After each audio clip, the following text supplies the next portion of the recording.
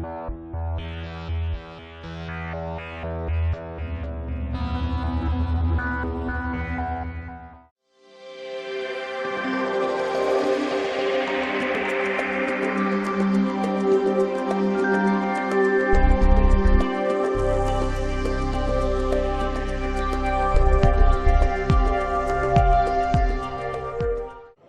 μπορούμε να ξεκινήσουμε.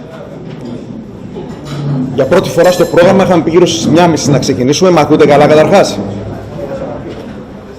Κανένας δεν μ' ακούει? Εντάξει.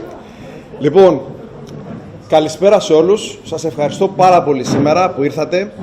Αντιλαμβάνομαι εν μέσω μιας κρίσης γενικότερα στην ναυτιλία με τον πόλεμο στην Ουκρανία και με όλα τα θέματα, αφιερώσατε 1-2 ώρες, θα αφιερώσετε εδώ πέρα να μας ακούσετε και αυτό μας τιμά ιδιαίτερα. Είμαι ο Γιώργος ο Μαργέτης, γνωρίζομαι με περισσότερους από εσάς, άλλους είναι για μένα πρώτη φορά, διότι σήμερα κάνουμε introduce κάτι καινούριο και οπωσδήποτε βλέπω και καινούρια πρόσωπα, το οποίο με χαροποιεί. Λοιπόν, πριν ξεκινήσω, μία απλή παρατήρηση. Σε κάθε θέση έχουμε βάλει ένα ερωτηματολόγιο. Αυτό το ερωτηματολόγιο θα μας βοηθήσει, αν το απαντήσετε, πάρα πολύ να καταλάβουμε τις ανάγκες της αγοράς. Το λέω αυτό διότι ζητάμε το όνομά σας, ζητάμε το email σας και ξέρω ότι υπάρχουν κανονισμοί με τα προσωπικά δεδομένα, τους οποίους τους τηρούμε πλήρως. Δεν είναι κάτι, ζητάμε το όνομά σας και το email σας για να ξέρουμε ποιος χρειάζεται κάτι και πώς μπορούμε να το αντιμετωπίσουμε, αλλά και να δούμε τι ακριβώς χρειάζεται η αγορά. Θα σας παρακαλούσα πολύ, ας πούμε, στο τέλος της παρουσίασης, των παρουσιάσεων, αν μπορείτε να μας το συμπληρώσετε, αν αισθάνεστε άβολα, τουλάχιστον συμπληρώστε το χωρίς να βάλετε το όνομά σας. Απλώς θέλουμε να καταλάβουμε λίγο τι ζητάει η αγορά. Λοιπόν, και προχωράω. Όπως είπα, σήμερα ξεκινάμε κάτι καινούριο, γιατί μέχρι σήμερα η Μαργέτης Maritime, που υπάρχει 15 περίπου χρόνια, ήταν γνωστή στην αγορά ότι κάναμε claims. Έχω συνεργαστεί με πολλούς. Έχω συνεργαστεί με τον Γιάννη. Παραδείγματος χάρη σε claims. Εντάξει. Ξέρανε ότι κάνουμε condition surveys. Έχουμε κάνει αρκετά condition surveys, pre-purchase. Ασχολούμασταν γενικότερα με θέματα Hallan machinery, ίσως. Όπως και με τον Άρη έχουμε ασχοληθεί επί του θέματος. Εντάξει. Και ορισμένα πράγματα σε P&I. Ήμασταν μια εταιρεία που ήμασταν αρκετά ειδικευμένοι σε αυτό που ονομάζουμε insurance consulting. Τώρα, κοιτώντας τον κόσμο, τα world trends, και μπορώ να σας πω ότι αυτά τα world trends είναι πολύ πριν μπει ο Πούτιν μέσα στην Ουκρανία, γιατί τώρα άλλα θέματα συζητάμε, αλλά βλέποντας το business environment, τι συζητάει τα τελευταίους μήνες, χρόνια. Συζητάει συνέχεια για το περιβάλλον. Συνέχεια συζητάει για το περιβάλλον. Εντάξει, αν δεν είχαμε τον πόλεμο και αν δεν είχαμε τον COVID, για το περιβάλλον θα συζητάγαμε. Συζητάει το περιβάλλον και την κλιματική αλλαγή. Είναι το μεγαλύτερο trend των τελευταίων 2, 3, 4 ετών, αν εξαιρέσουμε, ας πούμε, τον COVID. Και το περιβάλλον πάλι με την κλιματική αλλαγή. Αυτά είναι γενικότερα trends στην παγκόσμια οικονομία. Αν πάμε συγκεκριμένα στην ναυτιλιακή κοινότητα που εκπροσωπούμε εδώ πέρα, ποια είναι τα θέματα τα οποία βλέπουμε? Βλέπουμε πάλι το περιβάλλον, βλέπουμε το sustainability, το οποίο έχει άμεση σχέση με το περιβάλλον, το quality και τα διάφορα πρότυπα που προκύπτουν και έρχονται συνέχεια, το safety, το health και το human element, το οποίο ακόμα δεν το έχουμε δει καλά-καλά, θα αρχίσει πολύ έντονο, και όλα αυτά τα βλέπουμε μέσα από καινούριους κανονισμούς, μέσα από καινούργια πλαίσια κανονισμών και που γίνονται όλο και πιο πολύπλοκοι.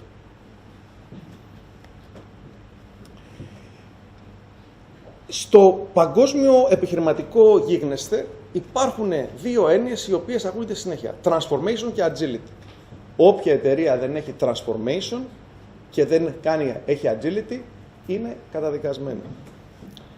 Λοιπόν, βλέπω λοιπόν εδώ κάποια quotes από κάποιους νοσούς. Είπε ο John Kennedy, "Change is the law of life and those who look only to the past or present are certain to miss the future." Εάν δεν προσαρμοστούμε στο μέλλον, θα εκλείψουμε. Ο Bill Gates είπε «Success today requires the agility to drive to constantly rethink, reinvigorate, react και reinvent». Εντάξει, όλοι δίνουν έμφαση στην ευελιξία και στο transformation στα world affairs. Και εμείς σαν εταιρεία είπαμε ότι transformation it is. Θα κάνουμε το transformation και θα προσθέσουμε καινούργιες υπηρεσίες στο πορτφόλιό μας.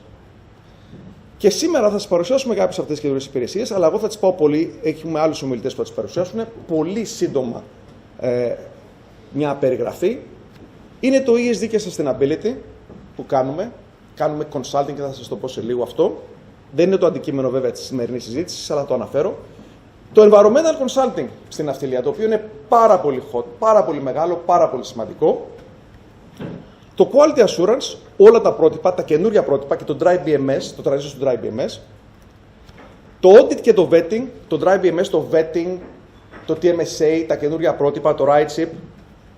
Και όλα αυτά για μας είναι καινούργιες υπηρεσίες τις οποίες τις κάνουμε introduce σήμερα.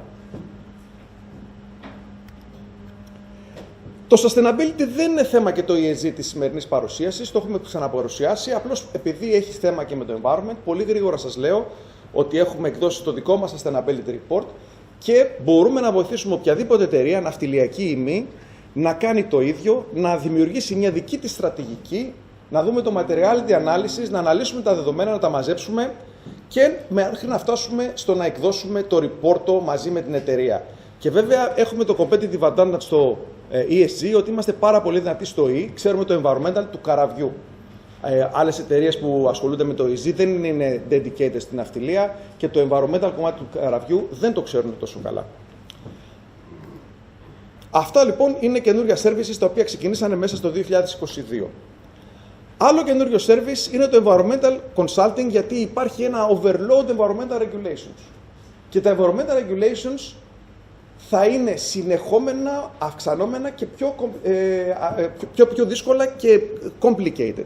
Δεν υπάρχει δηλαδή να πάμε προς τα πίσω.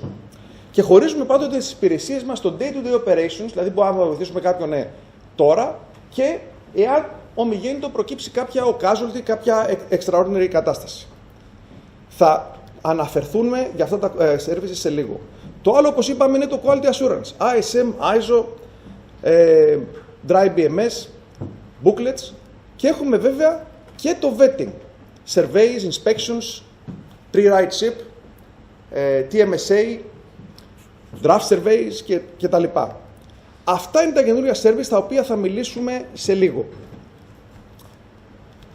Όμως, πώς μεταμορφώνουμε μία εταιρεία? Πώς ξαφνικά η εταιρεία η οποία έχει εμπειρία σε claims μεταμορφώνεται και ερχόμαστε τώρα εμείς και σας λέμε ελάτε να μας εμπιστευτείτε π.χ. πάνω στο environmental. Λοιπόν, το πώς μεταμορφώνεις μια εταιρεία, εγώ είχα κάποιες επιλογές. Και μία επιλογή είναι να πάρω ένα καπέλο και να βγάλω το καπέλο του claims consultant και να βάλω το καπέλο του environmental consultant. Το οποίο αντιλαμβάνεστε δεν είναι σοβαρό. Πάντως, στην αγορά υπάρχουν πολλοί οι οποίοι παίζουν με πολλά καπέλα. Αυτή η διαδικασία είναι αυτό που εγώ ονομάζω ο άνθρωπος ορχήστρα. Ξύπνιο παιδί είμαι, να τα κάνω όλα. Να πάρουμε και ένα σεμινάριο στο environmental και να τα κοιτάξουμε. Δεν ήταν αυτή οπωσδήποτε η επιλογή. Αλλά επειδή διαβάζω και συμβουλεύομαι world leaders στον χώρο του business, πάλι προσέτρεξα και είδα ορισμένα quotes τα οποία θα σας δείξω και τα οποία αφουγκράζομαι και δείχνουν τη δική μου φιλοσοφία. Λέει τώρα ο Steve Jobs, great things in business are never done by one person. They are done by a team of people. Πάρα πολύ σωστό. Γι' αυτό έφτιαξα καλή ομάδα. Λέει ο Warren Buffett, it's better to hang out with people better than you. Pick out associates whose behavior is better than yours and you'll drift in that direction. Και θεωρώ ότι και αυτό το έχω κάνει, διότι οι άνθρωποι με τους οποίους έχω στο γραφείο και συνεργάζομαι είναι top quality. Ο Steve Jobs πάλι είπε, it doesn't make sense to hire smart people and then tell them what to do. We hire smart people so they can tell us what to do. Και αυτό είναι σωστό. και το ασπάζομαι 100%. Οι άνθρωποι που δουλεύουν στο γραφείο μου δεν είναι εκτελεστικά όργανα. Έχουν expertise και ξέρουν το αντικείμενό τους και ο καθένας το αντικείμενό του το ξέρει καλύτερα και από μένα. Και τέλος, ένα quote από έναν αφιλογόμενο, αλλά μ' άρεσε πάρα πολύ και πραγματικά αντικατοπτρίζει αυτό που πιστεύω. I'm not supposed to be an expert in every field. I'm supposed to be an expert in picking experts. Αυτό το λένε και στον πολιτικό χώρο και γενικότερα, ότι αν μπορείς και επιλέγεις τους σωστούς συνεργάτες, είσαι πετυχημένος. Κανένας ποτέ δεν πέτυχε χωρίς να μπορεί να επιλέγει τους σωστούς συνεργάτες. Οπότε, έχοντας αυτά στο μυαλό, πώς ενεργούμε? Σας παρουσιάζω λοιπόν εδώ τώρα τους experts. Ποιοι είναι αυτοί οι οποίοι μεταμορφώνουν την εταιρεία και ξαφνικά έρχομαι εγώ και σας λέω, εκτός από claims, ασχοληθείτε μαζί μας και στο environmental. Είναι αυτό που εγώ ονομάζω competitive advantage, το human element. Οι άνθρωποι οι οποίοι μπορούν να βοηθήσουν και να φέρουν την εταιρεία στο επόμενο επίπεδο. Και ξεκινάω από τον Γιώργο τον Μαργέλη. Ο Γιώργος ο Μαργέλης είναι παλιός φίλος μου. Ήμασταν συμμαθητές στο MIT πριν από 30 χρόνια. Η διαφορά μεταξύ αυτού και εμένα στο όνομα είναι ένα γράμμα. Εγώ είμαι ο Γιώργος Μαργέτης και αυτός είναι ο Γιώργος Μαργέλης. Στο MIT δεν μπορούσαν να καταλάβουν τη διαφορά. Το ξέρω λοιπόν 30 χρόνια. Ήταν τότε στο πολεμικό ναυτικό, έφυγε από το πολεμικό ναυτικό σχετικά νωρίς. Τα τελευταία 11 χρόνια ήταν Environmental Compliance Manager σε πολύ μεγάλη εταιρεία ελληνική με 60 bulk carriers. Έχει περάσει όλη τη διαδικασία Environmental Violations στην Αμερική και Compliance. Ξέρει πάρα πολύ καλά ό,τι έχει να κάνει με αμερικάνικα violations και αμερικάνικα environmental regulations. Ξέρει πάρα πολύ καλά και την Αυστραλία, άλλη μια δύσκολη περιοχή. Και θεωρώ ότι είναι ένα πολύ δυνατό asset. Είναι μαζί μας μόλις 2 μήνες, από τις αρχές του έτους. 3 πέρασαν κιόλας. Μάλιστα. Και ο Γιώργος ο Μαργέλης αργότερα θα σας μιλήσει για το environmental κομμάτι της ομιλίας. Ο επόμενος είναι ο Νίκος ο Κασιμάτης. Είναι ο vetting manager της εταιρείας. Είναι και αυτός πρώην του πολεμικού ναυτικού. Τα τελευταία όμως 5 χρόνια ήταν vetting manager σε μεγάλη εταιρεία consulting. Και ήρθε στην εταιρεία μας για να οργανώσει το vetting κομμάτι και να οργανώσει όλους τους επιθεωρητές που έχουμε, γιατί έχουμε επιθεωρητές σε όλο τον κόσμο, οι οποίοι μπορούν να κάνουν pre-OKINF ή pre-RIDEship και κάνουμε και TMSA consulting. Και θα μιλήσει λίγο αργότερα για τα καινούργια services ο Νίκος ο Κασιμάτης. Και last but not least, όπως λένε οι Άγγλοι, η Εύη Αναστασίου, ναυπηγίνα μας, έχει 20 χρόνια εμπειρία πάνω σε quality και αυτή είναι 3 μήνες, 4 μαζί μας. Έχει ασχοληθεί πάρα πολύ με το ISM και το quality γενικότερα. Μας βοήθησε και πήραμε και το ISO 14001 πάρα πολύ γρήγορα με το που ήρθε. Έχει δουλέψει σαν DPA, αλλά έχει δουλέψει και σε εταιρεία consulting, όπου έχει συγγράψει manual, έχει φτιάξει quality manual, το οποίο θα κάνουμε κι εμείς και θα σας εξηγήσει πάρα πολύ καλά. Είναι οι 3 ομιλητές μας αυτοί, το competitive advantage. Εγώ δεν θα μιλήσω για τα προϊόντα μας τόσο πολύ. Και competitive advantage είναι επίσης στο Houston ο Αντώνης ο Παναγιωταρέας. Πιθανότατα τον ξέρετε όλοι. Ο Αντώνης ήταν 35 χρόνια στην Ελλάδα, έχει σπουδάσει στο Houston, αλλά τα 35 χρόνια είχε μια πολύ καλή καριέρα στην Ελλάδα. Είναι πάρα πολύ φίλος και συνεργάτης. Είχαμε προγραμματίσει να τον έχουμε εδώ μέσω Teams, αλλά υπάρχει conflict με ένα ταξίδι που πρέπει να κάνει για να πάει να δει ένα καράβι. Ο Αντώνης έχει μεγάλη εμπειρία από US Coast Guard, έχει μεγάλη εμπειρία από Environmental Compliance, έχει δουλέψει για το Department of Justice, έχει κάνει Environmental Audits και είναι ένα μεγάλο asset για μας στην Αμερική. Τελειώνω λέγοντας ότι το τελευταία στιγμή βρέθηκε να έχουμε και έναν guest από την Αμερική. Έτυχε αυτή τη βδομάδα να είναι στην Ελλάδα ο φίλος ο Γιώργος ο Τσάλος. Ο Γιώργος ο Τσάλος I will switch in English for 2 minutes. George does understand Greek, but I will switch in English for that. George Chalos is a New York lawyer.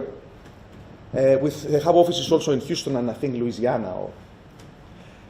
And he's an expert on dealing with US cases on MARPOL violations, environmental violations. George Alos has cooperated very much with Adonis Panagiotarias in Houston. He knows very well the Greek market and the American requirements. And he will have a short speech later enlightening us on the aspects, the legal mostly aspects, on environmental violations in the United States. Οπότε, κλείνω. Ελπίζω να σας αρέσουν οι παρουσιάσεις και εγώ θα επανέλθω σε λίγο όταν τελειώσουν να κάνω ένα recap. Οπότε, παρουσιάζω πλέον την πρώτη ομιλήτρια, που είναι η ναυπηγός της εταιρείας μας, η κυρία Εύη Αναστασίου, και της δίνω το λόγο.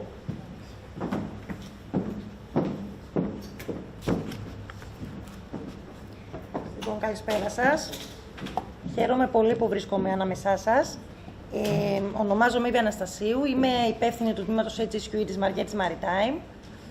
Θα σας μιλήσω πολύ σύντομα για τις υπηρεσίες που παρέχει το τμήμα και δίνοντας λίγο παραπάνω έμφαση στο τέλος, στο Dry BMS, το νέο πρότυπο της RightShip, που αναμένεται να τεθεί σε ισχύ τους επόμενους μήνες. Λοιπόν, δεδομένων των συνεχών αλλαγών στις νομοθεσίες, η ανάγκη εφαρμογής προτύπων συστήματων διαχείρισης πατώντας πάνω σε πρότυπα διεθνή, υποχρεωτικά και μη, φέρει οικονομικά, κοινωνικά και τεχνολογικά ωφέλη, κάνοντας την διαχείριση πλοίων περισσότερο αποτελεσματική. Το HSQE τμήμα της Μαργέτης παρακολουθεί και εφαρμόζει αυτούς τους κανονισμούς, όπως είναι η SOLAS, MARPOL, STCW, ο IMO, οι συγκεκριμένες απαιτήσεις της σημαίας που φέρει κάθε πλοίο, όπως και επίσης διεθνή πρότυπα, το Dry BMS, ο ISM κώδικας, το ISPS, η MLC Standard και όλα τα ISO Standards. Το τμήμα λοιπόν αυτό αποτελεί έναν εξειδικευμένο πάροχο ναυτιλιακών υπηρεσιών στους τομείς της υγείας, της ασφάλειας, του περιβάλλοντος και της ποιότητας, εφαρμόζοντας και μελετώντας τους κανονισμούς σε συνεχή βάση. Οι υπηρεσίες που παρέχει το τμήμα περιλαμβάνουν πρώτα απ' όλα συμβουλευτική. Παρέχουμε συμβουλευτική σε νέες εταιρείες που θέλουν να πιστοποιηθούν με DOC ή με ISO πιστοποιητικά. Παρέχουμε σε existing ναυτιλιακές εταιρείες monthly συμβουλευτικές υπηρεσίες HSQE, δηλαδή παρακολουθούμε το ISM των πλοίων σε μηνιαία βάση. Παρακολουθούμε, μπορούμε να βοηθήσουμε εταιρεία και πλοίο στο να ετοιμαστεί για ISM, ISPS, MLC audits πάνω στα πλοία, θα πιστοποιηθούν από τους ROs. Επίσης, αναπτύσσουμε συστήματα διαχείρισης, ISM, TMSA, Dry BMS και τα ISO 9001 και 14001.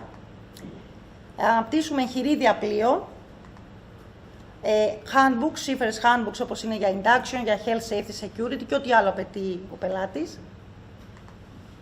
Πραγματοποιούμε εσωτερικούς ελέγχους σε εταιρεία και πλοία για ISM, ISPS, MLC είτε ISO. Επίσης και σε mining agents πατώντας πάνω στις απαιτήσεις της MLC. Πραγματοποιούμε incident investigations και ship security assessments πάνω στα πλοία.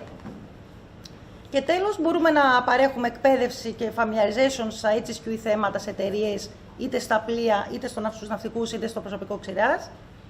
Και μπορούμε να εκπαιδεύσουμε και σε κάθε πώληση προϊόντος.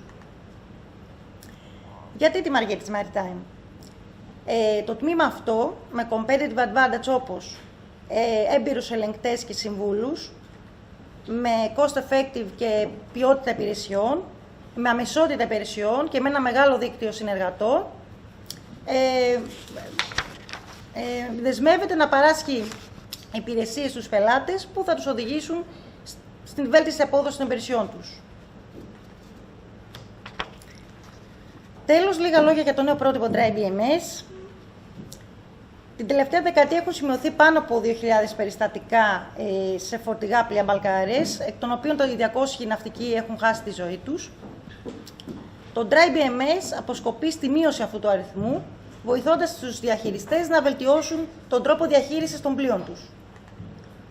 Τι είναι το Dry BMS? Είναι ένα νέο quality standard, το οποίο εφαρμόζεται μόνο σε διαχειριστές bulk carriers.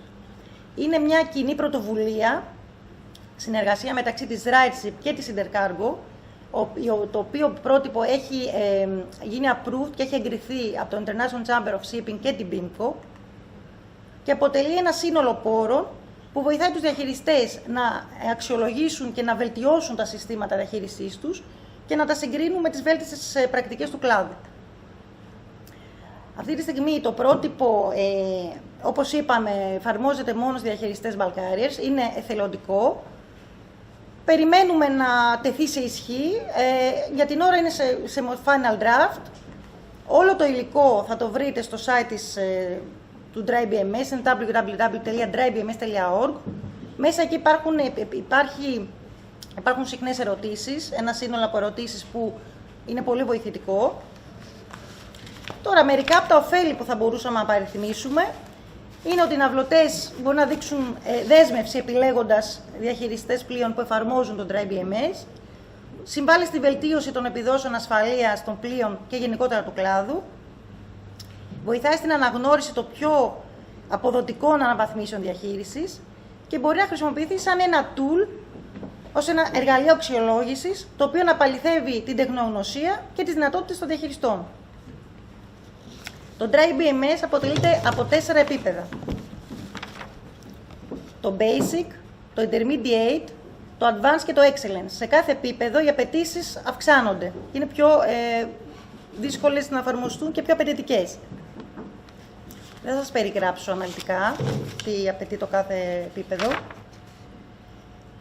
Το structure του Dry BMS αποτελείται από 4 section, το Performance, το People, το Plan και το Process. Από 30 περιοχές πρακτικής εφαρμογής, από τις οποίες οι 14 είναι υποχρεωτικές.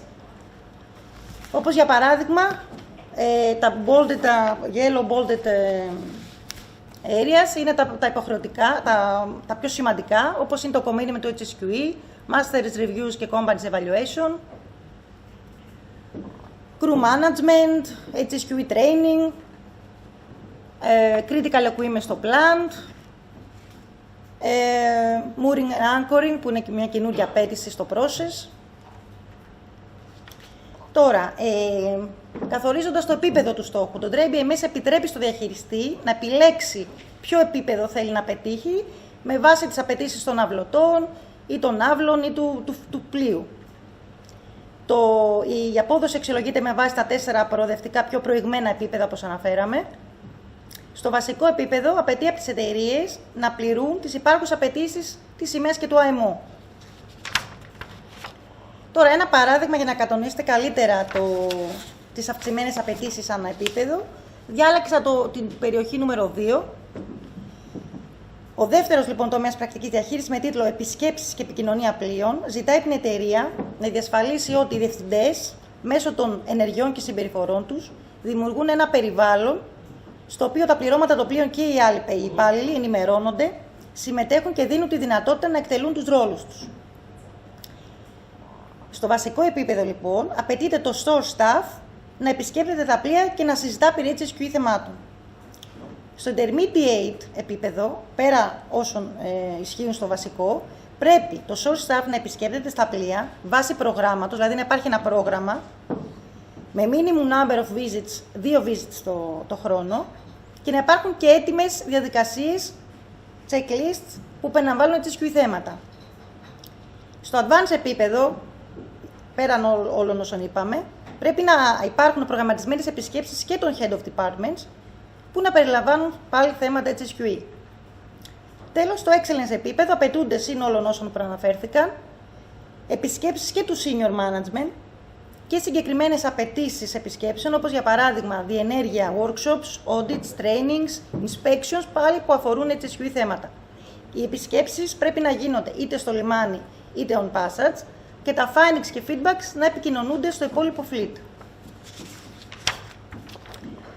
Τώρα, στο τελικό βήμα, η εταιρεία διαχειριστής θα πρέπει να αξιολογήσει τον εαυτό του με βάση τις απαιτήσεις του Dry BMS, συμπληρώνοντας ένα ερωτηματολόγιο και καταθέτοντας τα στοιχεία μέσα σε μια διαδικτυακή πλατφόρμα. Τι μπορεί να κάνει η Μαργέτης Maritime για σας μέσα σε 5 απλά βήματα. Πρώτο βήμα, να κάνουμε review, να εξετάσουμε και να αξιολογήσουμε την απόδοση του existing εγχειριδίου σας σε σχέση με τις 30 τομείς διαχείρισης του Dry BMS. Το δεύτερο βήμα, μπορούμε να κάνουμε ένα gap analysis, δηλαδή να παριθμίσουμε τα κενά που βρέθηκαν στο ISM, το εγχειρίδιό σας, σε σχέση με τις 30 απαιτήσεις του Dry BMS. SMS updates, βήμα 3. Μπορούμε να ενημερώσουμε το SMS με νέες πολιτικές και στόχους της HQE, προκειμένου να ανταποκρίνεται στις προσδοκίες του Dry BMS στο επίπεδο που έχει επιλέξει ο διαχειριστής. Βήμα 4. Να προχωρήσουμε να βοηθήσουμε στην προετοιμασία αναφοράς αυτοαξιολόγησης και να πραγματοποιήσουμε εμείς την ανάλυση βαθμολογίας για περαιτέρω υποβολή της στην ηλεκτρονική πλατφόρμα. Και τέλος, μπορούμε να εκπαιδεύσουμε προσωπικό και πλοίο και ξηράς με όλες τις απαιτήσεις του Dry BMS. Αυτό ήταν. Σας ευχαριστώ πολύ. Αν έχετε κάποια ερώτηση, είμαι στη διάθεσή σας. Στο τέλος, ωραία.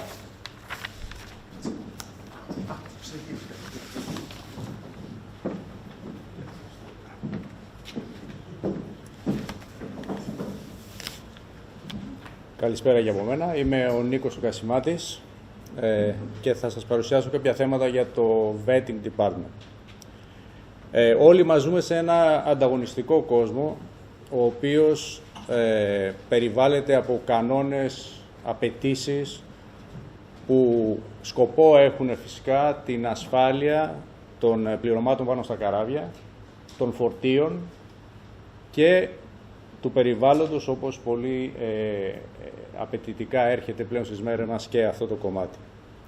Ποιος όμως είναι αυτός ο οποίος καθορίζει αυτές τις απαιτήσεις και αυτά τα πλαίσια στα οποία πρέπει να κινηθούμε σαν ναυτιλιακή εταιρεία. Στο κομμάτι των tankers, στο τμήμα των tankers, έχουμε τον OKIMF κυρίως, με το TMSA που αφορά τα office audit και επιβάλλει έναν αριθμό audits που πρέπει να γίνουν πάνω στα πλοία αλλά και στην ίδια την εταιρεία. Έχουμε το Surety Agreements 7, το οποίο είναι το ερωτηματολόγιο το οποίο χρησιμοποιείται αυτή τη στιγμή για τα πλοία. Και ενώ όλοι είχαμε συνηθίσει πλέον αυτά τα δεδομένα, είχαμε προσαρμοστεί και ανταποκρινόμασταν, έρχονται κάποιες αλλαγές ξανά. Έτσι λοιπόν έρχεται το Surety το 2.0 στη ζωή μας, άμεσα σχετικά, το οποίο αλλάζει τη μορφή των ερωτήσεων. Αυτό δεν είναι τόσο μεγάλο πρόβλημα. Το πρόβλημα είναι ότι πλέον με το σύστημα που θα χρησιμοποιείται με τα tablet, η επιλογή θα είναι τυχαία των ερωτήσεων, ένας αριθμός ερωτήσεων από ένα σύνολο. Άρα, ως επιτοπλίστων, το κάθε καράβι πρέπει να είναι έτοιμο για το σύνολο των ερωτήσεων, γιατί δεν ξέρει τι θα πέσει σαν θέμα. Επίσης, ένα άλλο στοιχείο που έρχεται να μας ταράξει είναι με το Element 14 του TMSA, που θα βάλει στις απαιτήσεις το mental health γενικότερα και το BCA, το Behavior Competency Assessment.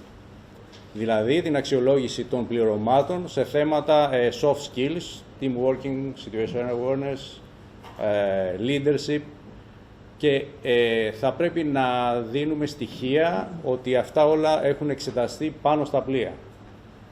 Ήδη οι oil majors, οι περισσότεροι από πέρσι, στα διάφορα office audit, έχουν ξεκινήσει και ζητάνε ή σαν recommendation επιβάλλουν να συμπεριληφθούν το BCA στα υπάρχοντα ερωτηματολόγια των audits, έστω και γενικά, αλλά σιγά σιγά θα γίνει πια απέτηση και θα είναι πια και μια παρατήρηση στο άμεσο μέλλον.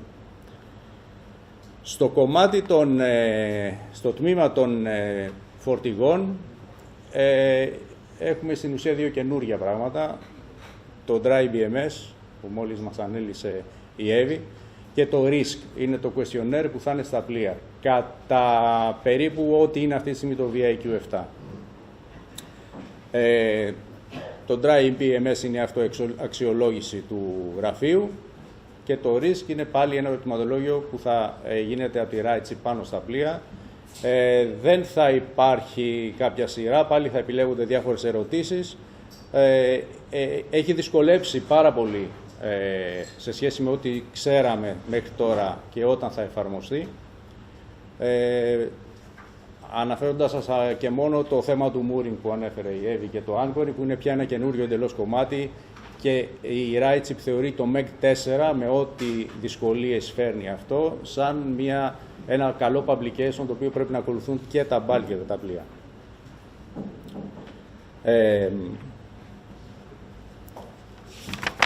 Μια ερώτηση θα μπορούσε να θέσουμε λοιπόν, ειδικά από το τομέα των φορτηγών πλοίων, είναι, αφού είναι εθελοντικό, γιατί να το εφαρμόσω, γιατί να κάνω compliance. Εθελοντικό είναι και το DMSA και το VIQ.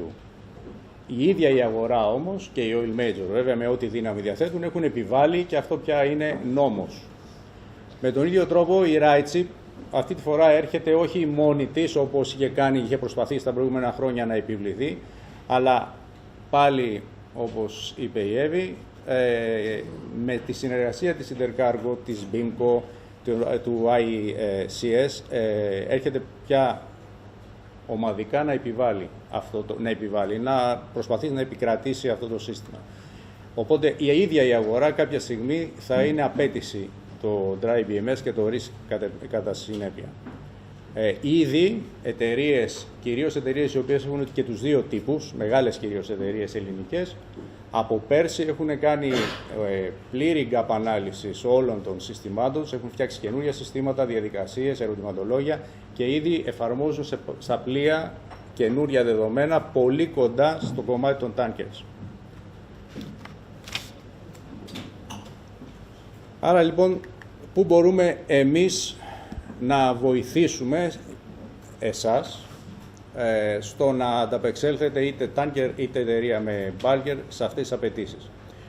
Καταρχάς με pre-vetting inspections μπορούμε με τους γνώστες, τους auditors μας να ανέβουμε πριν γίνει το σοβαρό inspection είτε από ένα oil major είτε από τη RightShip και να προετοιμάσουμε το καράβι, να βρούμε τα προβλήματα και να τα διορθώσουμε ό,τι προλάβουμε εφόσον το διάστημα είναι αρκετό.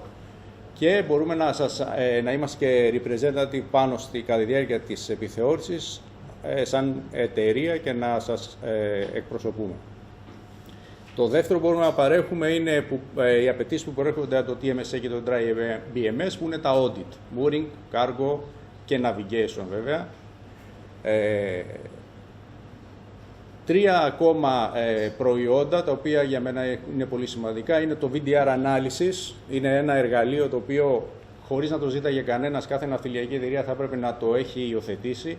Είναι το να ζητήσει το γραφείο από ένα καράβι να κατεβάσουν τα data του VDR, μετά από ένα δύσκολο operation, ένα δύσκολο straight, ένα Malaga straight, ένα pilotage με ένα mooring, anchoring, και να γίνει μια ανάλυση όπου εκεί μπορούμε εύκολα να βρούμε πώς λειτουργεί το bridge team με τον καπετάνιο, πώς λειτουργεί ο πιλότος, πώς έγιναν τα operations, αν έχουν εφαρμοστεί τα company's policies.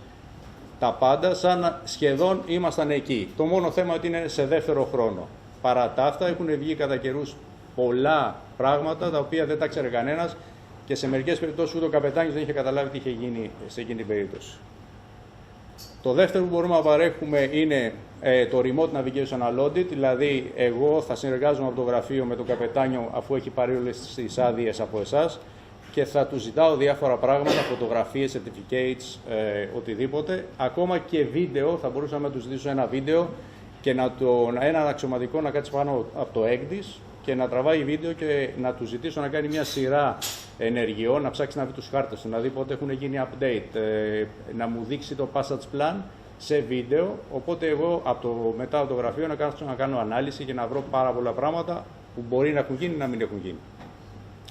Ένα συνδυασμός αυτών των δύο είναι ένα εξαιρετικό προϊόν που μπορεί να έχετε στα χέρια σας μια πολύ καλή ανάλυση, VDR με remote δηλαδή, για την συγκεκριμένη περίοδο. Το τρίτο που μπορούμε να προσφέρουμε είναι το BCA, δηλαδή Behavioral Competency Assessment. Είναι τρεις τρόποι που θα μπορούσαμε να το κάνουμε αυτό μαζί σας.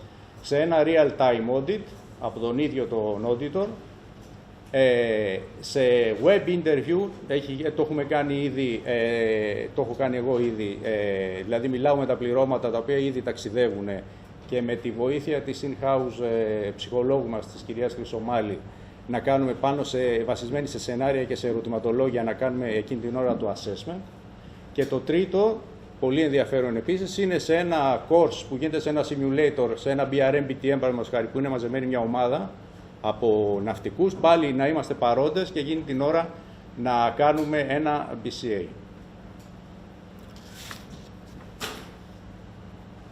Αυτά είναι, μαζί με κάποια άλλα φυσικά, opening reporting αν θέλετε, pre-port state control inspection, είναι επίσης προϊόντα που μπορούμε να παρέχουμε.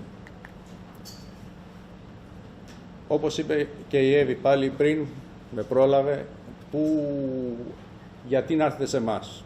Έχουμε μαζέψει ένα team όχι μόνο του γραφείου, αλλά και οι auditor ανά τον κόσμο, πολύ εξειδικευμένων ανθρώπων με μεγάλη εμπειρία.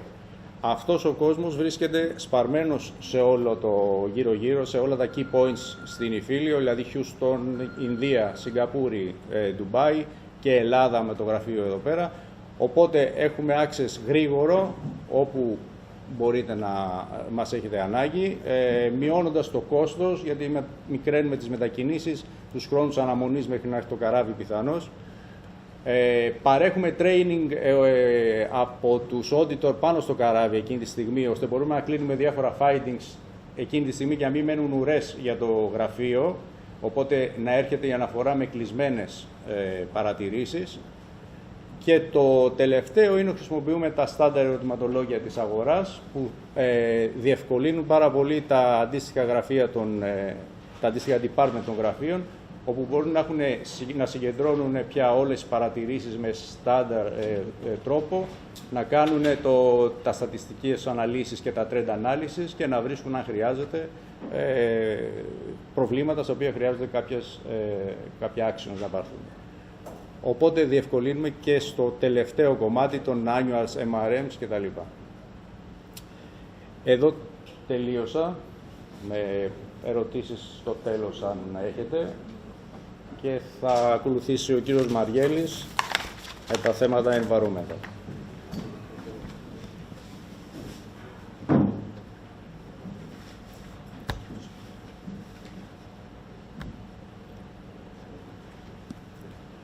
Καλησπέρα σας και από μένα. Λέγομαι Μαργέλης Γιώργος. Το όνομά μου έχει ένα γράμμα διαφορά με του κύριου Μαργέτη. Εμένα είναι λάμδα, εκείνο είναι ταφ. Στο πανεπιστήμιο μας μπερδεύανε όλοι. Κυκλοφορούσε μερικούς μήνες με τη δική μου ταυτότητα ο κύριος Μαργέτης. Ούτε εγώ το είχα καταλάβει, ούτε εκείνος. Θα σας μιλήσω για environmental compliance. Είμαι περίπου 3,5 μήνες στη Μαργέτης Maritime. Κατέχω τη θέση του Environmental Consulting Director. Επιτρέψτε μου την παρουσίαση να την κάνω στα αγγλικά, γιατί είχαμε διαδεχθεί ο κύριος Τσάλος, που επίσης θα μιλήσει στα αγγλικά. So, very often we see photos like that. This is the contribution of the shipping industry to the pollution of the environment, water pollution and air pollution. The shipping industry contribution to the pollution has various forms. As you all know, we have daily operations, routine operations from ships, air emissions, exhaust gases from engine boilers, incinerator, releases of freon, VOC emissions from tankers, and we have also water emissions, anti-fouling, scrubber wash water, ballast water, garbage, oil discharges from tankers, underwater noise, bilge water through oil water separator, sewage and grey water. So this is the first form of pollution to the environment where the shipping industry contributes. The second form, you all know that from time to time we have a number of accidents. This is the tanker Torrey Canyon, which in 1967 ran aground outside UK, Cornwall in UK. It was the biggest disaster by that time. 120,000 tons of crude oil were spilled into the sea, and they went to the UK shore and even reached France. After that incident, discussion started from MARPOL, and 6 years later, in 1973, MARPOL Convention was adopted. We have put few other photos from more recent accidents, which all of them were disasters and with huge impact to the environment. So the third form of environmental violations and environmental pollution comes from intentional operations. So we all know that from time to time a number of our seafarers discharge into the sea beach water, sludge, garbage. Many times we read in the newspapers, in the news, incident like that. These ones I have put in the slide. Chief engineer and Greek ship owner and operator charged with concealing deliberate pollution and failing to report hazardous condition. Chief officer and the company were fined and convicted for dumping garbage into the Great Barrier Reef Marine Park. Tank ship owner and operator and senior officers convicted of violations for air pollution. 2 vessel engineers convicted of environmental and obstruction crimes after trial. Vessel manager pleaded guilty to environmental crimes and obstruction of justice. These are just few examples. So, in order to face all these pollution incidents and cases, various authorities created regulations. We all know International Maritime Organization regulations, European Union regulations, USA regulations. Each country, various countries have their own regulations above IMO. Flag class requirements different than the national requirements, port requirements from harbor master. Lately, banks, financial institutions have come forward and require their own things, and ESG, environmental social governance, and there are charters, BHP, FMG, RightShip. So there is a huge number of regulations. The number is vast, a tsunami of regulations, as you can read in the news.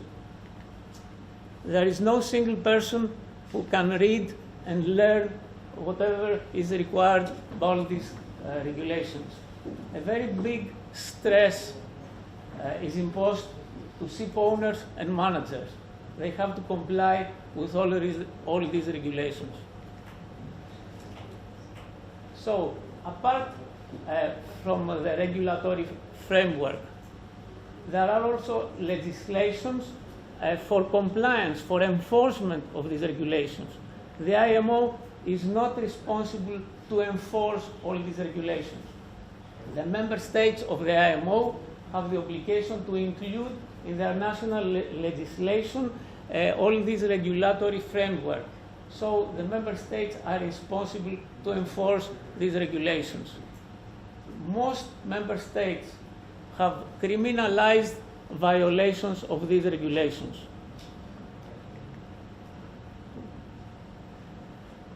It's not the scope of this presentation to analyze all the new regulations and the existing ones. I would like to stay a little bit on the European regulation, which has to do with enforcement, because it's not very well known to us. So there are a couple of directives.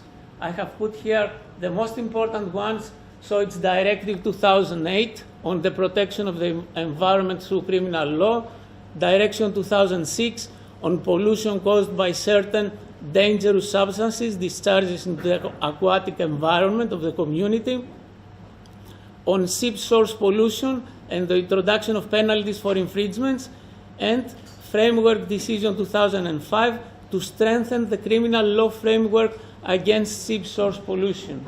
You can see that in the European Union we have a couple of regulations for enforcement of the environmental violations, but they are not very well known.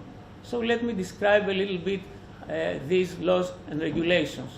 Their reason, first of all, to incorporate in the community law MARPOL, the international standards. Second, to incorporate the European Union standards in above MARPOL. We have a lot of regulations in the European Union above MARPOL which are applicable, and the reason of this directive is to enforce these regulations. Establishment of penalties, criminal or administrative, for violation of the pollution standards. Furthermore, these directives provide penalties which are applicable not only to the person who performs the violation, the master chief engineer of the ship, but also ship owner, cargo owner, classification society, and any other person involved. All this information are clearly written in the directives. So the jurisdiction of these directives is very wide. So the European Union member states have jurisdiction on a ship flying its flag everywhere in the world. If a ship is in international waters and we have a violation, they may be prosecuted for this violation.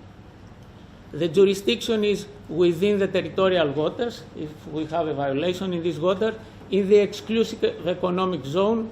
In high seas, it is defined in the European regulation that high seas are international waters outside the exclusive economic zone. So when a ship calls in one of the ports of a member state, it can be prosecuted for something done in international waters. There is jurisdiction for nationals, for persons of the European Union, even if they do a violation outside the territory of the community. Furthermore, the last point I have put here is jurisdiction for legal entities with registered office in the territory of the community if they do a violation for their own benefit. Penalties. The European Union has very high penalties for environmental pollution. So the maximum penalty is $1,500,000 US per count, per each violation. In one case, you may have multiple counts of violation. So it's exactly written in the directive, at least between euros 750,000 and $1,500,000 US. This is for the serious cases. Furthermore, the directives provide permanent disqualification from commercial activities, placing under judicial supervision, obligation to adopt specific measures to eliminate the consequences of the offense. A part of all these regulations, there is a European regulation about whistleblowers. So the newest such directive is of 2019 on the protection of persons who report breaches of union law. There are a couple of other directives before this one, but the previous one were mainly had to do with financial crimes. This one includes provision, has a special reference to whistleblowing related to environmental protection from ships and spillovers. Furthermore, this last one encourages the internal reporting procedures by all companies, legal entities in the private and public sector. Which are the elements of infringements, of violations? So the directives say intention, recklessness, and serious negligence. What does this mean? Especially the last one, negligence, has to do with corporate liability. We have put a few examples here how we interpret the corporate liability. This is our examples, it's not written directly in the directive. Company directions caused the accident or the intentional violation of laws. Failure to properly train your personnel. Conscious employment of incompetent seafarers. Company personnel omissions which led to the violation. We have to say that a corporation may have direct criminal liability for the acts of its employees. Also, a corporate officer may be found criminally guilty just because of his position of responsibility if there is negligence, neglects to take the necessary actions to prevent violations. So, this goes for the European Union. There is a very big number of USA laws which will be covered after me by Mr. Chalos, so I will pass very quickly these slides. You have all heard about USA, how strict they are, how big fines they impose, but something similar applies also in the European Union.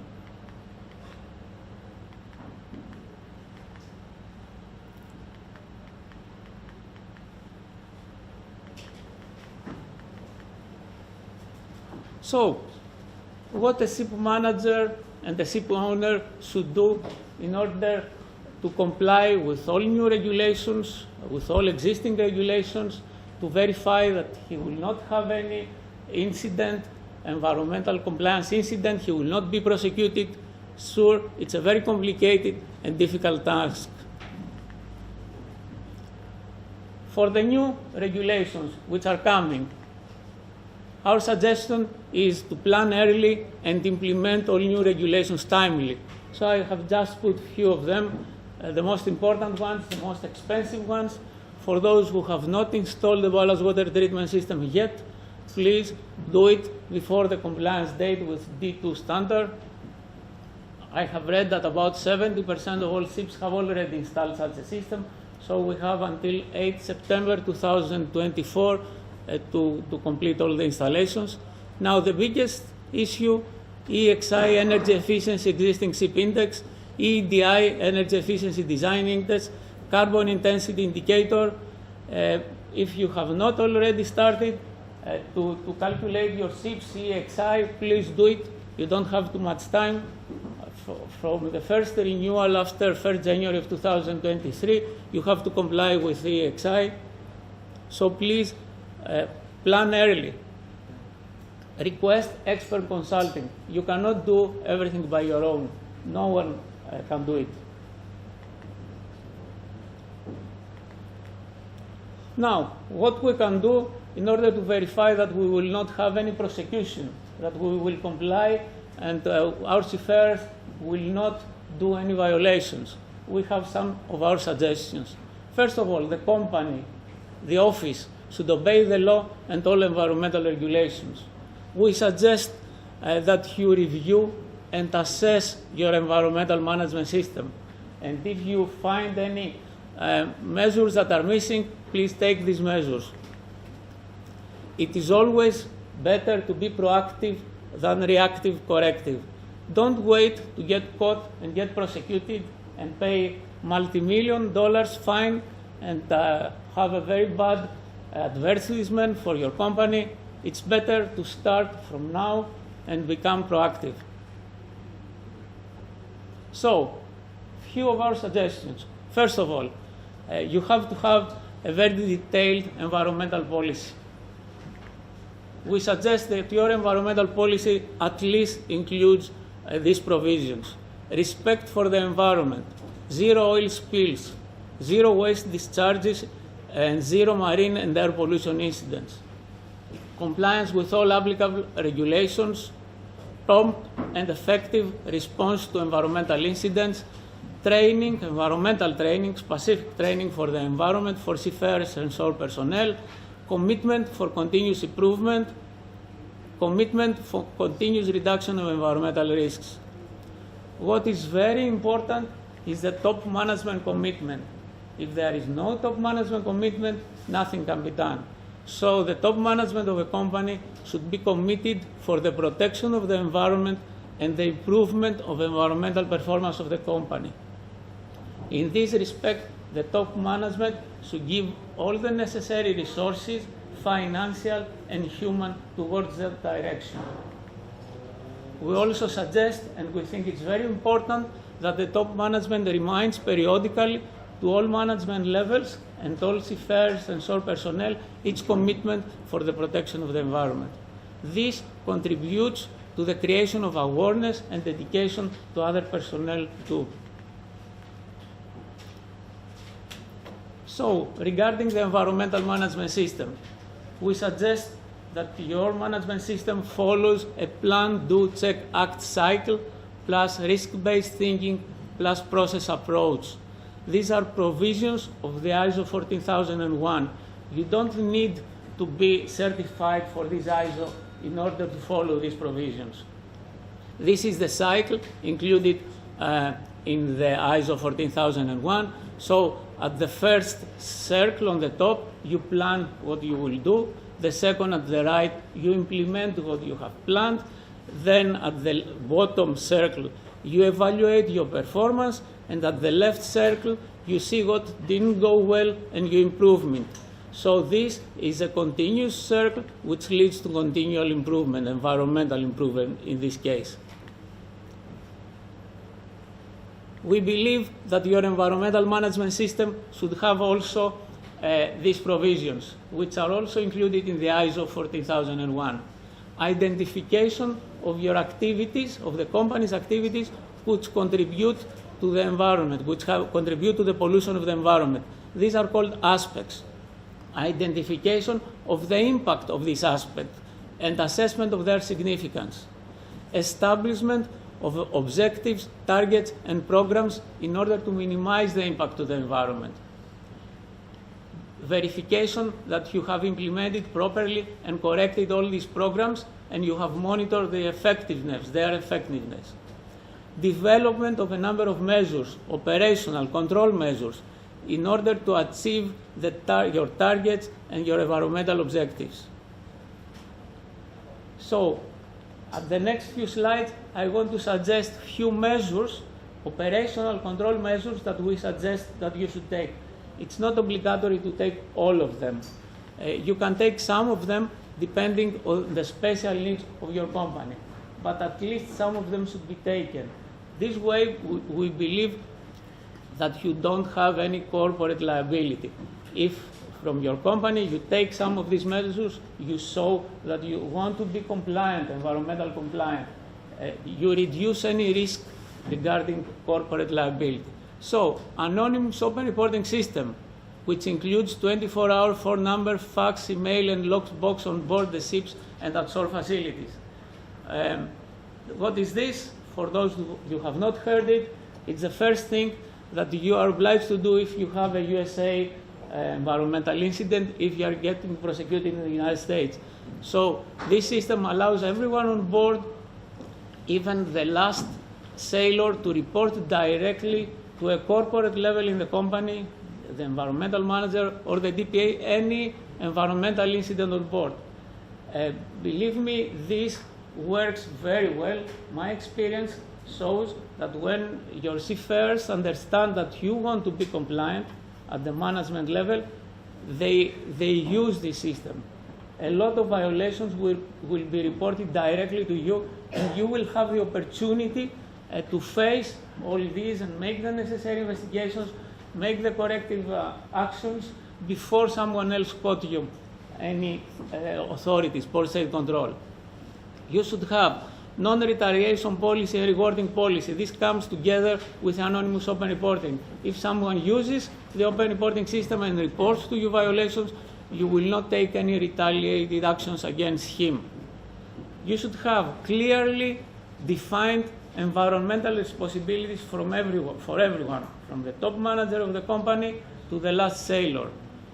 You should have a very extensive familiarization training program regarding environmental awareness, environmental regulations, and the actions that should be taken by all seafarers. A sealing system, you should define a couple of points that should be sealed on board with special seals in order to make difficult for someone to violate them. So we suggest to put seals in the pollution prevention equipment, oily water separator, oil content meter, incinerator, SWAT treatment plant, and at specific flanges of engine room piping system. You should seal and appropriate mark the emergency bilge action and the bilge main cross connection valves. You should do periodical testing of the pollution prevention equipment, oil water separator, oil content meter, incinerator.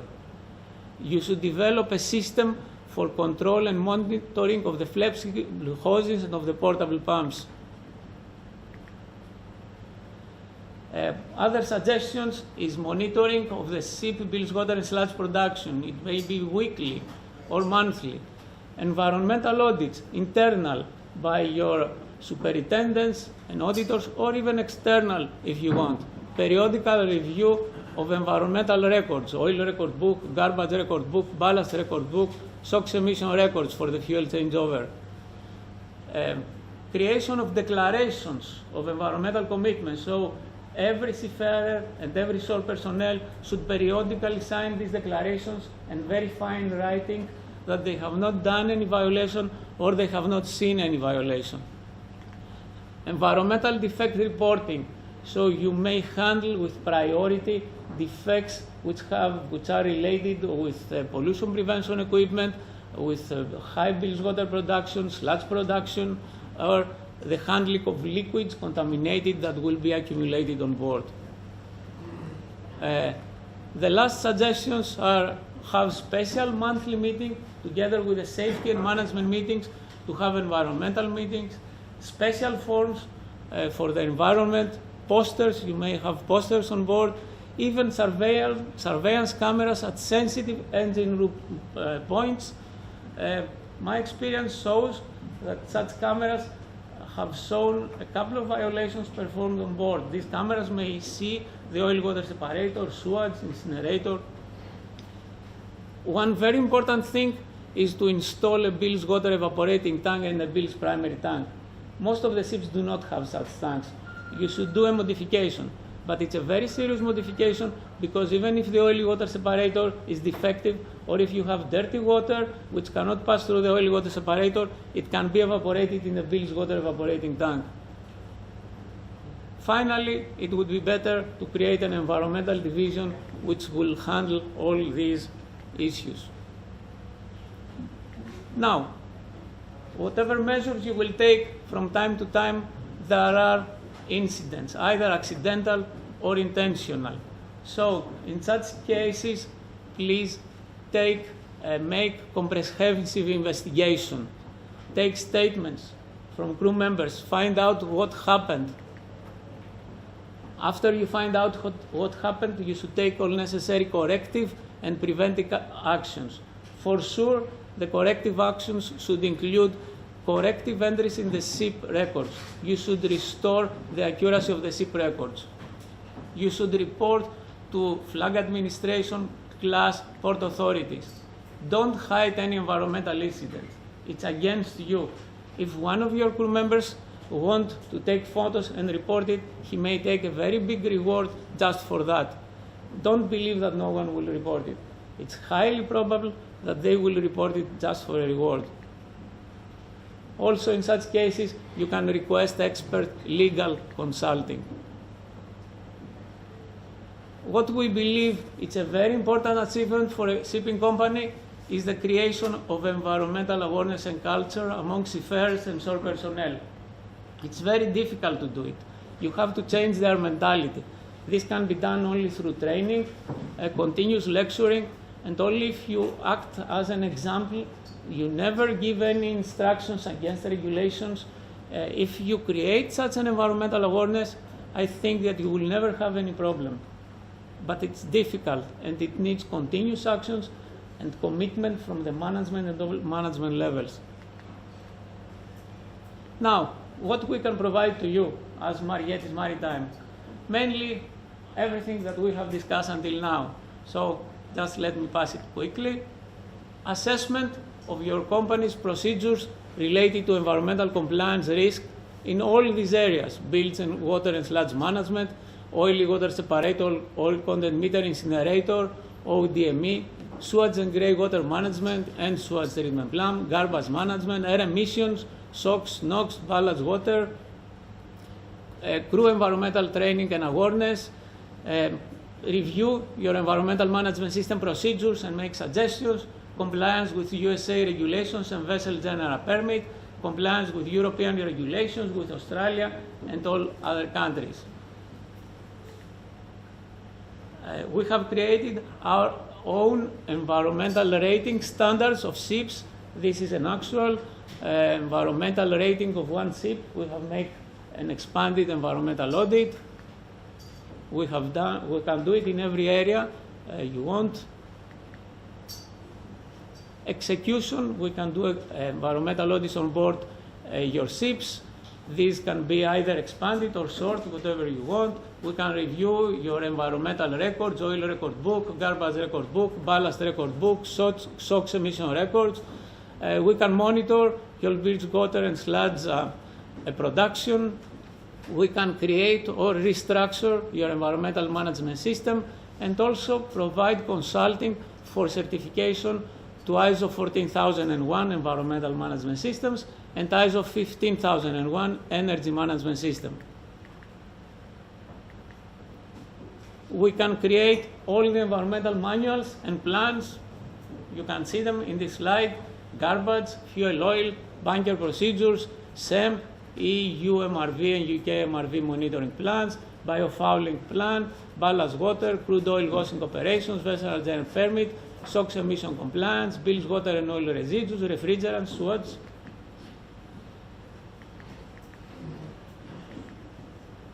We can train your seafarers. We can perform special lectures in order to enhance their environmental awareness, and we can create custom-made CBTs for your companies.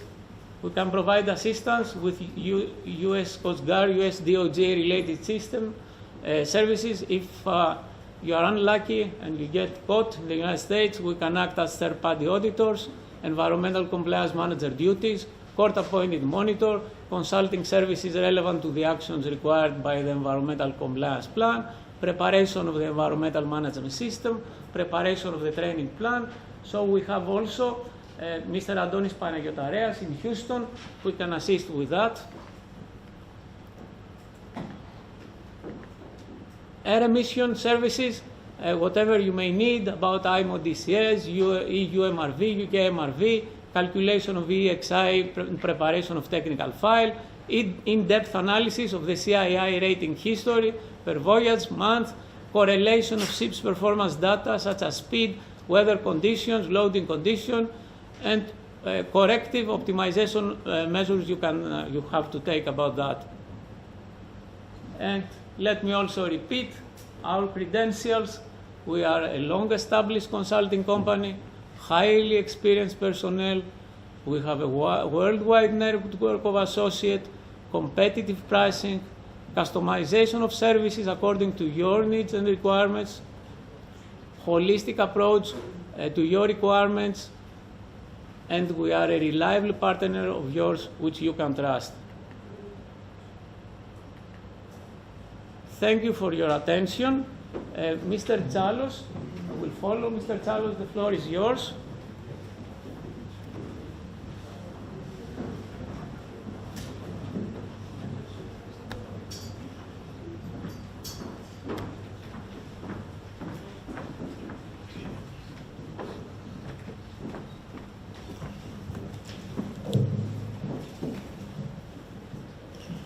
Καλησπέρα σας.